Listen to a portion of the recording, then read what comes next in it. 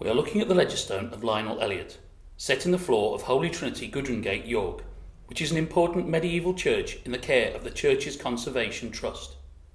We are in the chancel just outside the altar rails, at the east end of Holy Trinity, and this carved and inscribed Legistone lies in the company of others commemorating prominent people, including 3 Lord Mayors of York.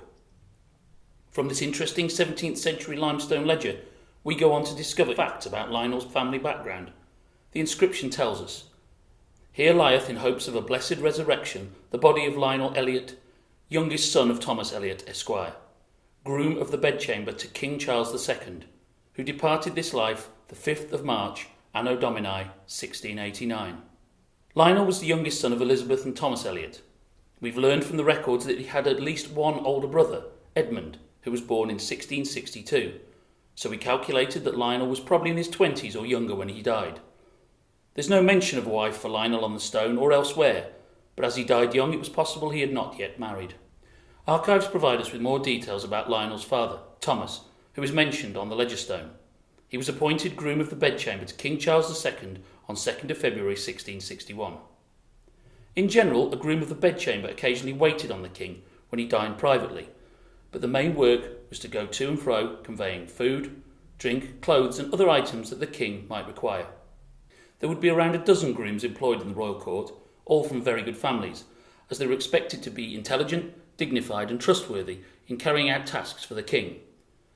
The office carried prestige, as groom to the bedchamber was a royal appointment, with the same swearing-in procedures as for the higher rank of gentleman of the bedchamber. Grooms also received a very good salary. In King Charles II's time, it was £500 a year. In this letter from the National Archives, we have an indication of Thomas Elyott's close standing with the king. It's from a physician, Thomas O'Dowd, regarding the plague in Southampton.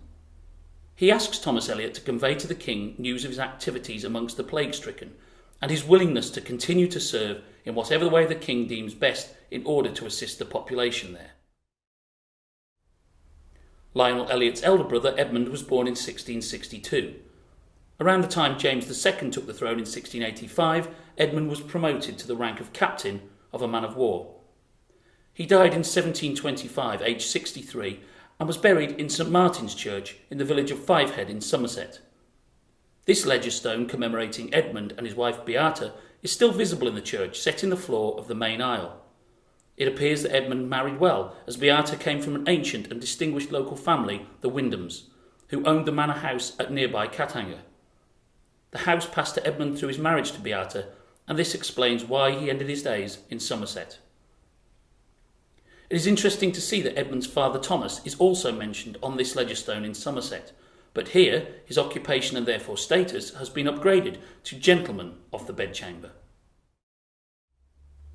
Finally, let's return to Holy Trinity in York, and to Lyonel Elyott, about whom sadly we know very little. We might assume that his work or family business brought him to York, where he died and was buried. The link with his family is indicated by the Elyott family arms, which we see carved into the Legistone. A cartouche containing a recessed achievement of arms, fess, mantling, and a boar's head with its right eye pierced by a broken spear. This interesting slab is one of many objects covered in a survey of Legistones, a project set up and run by the Legistone Survey of England and Wales.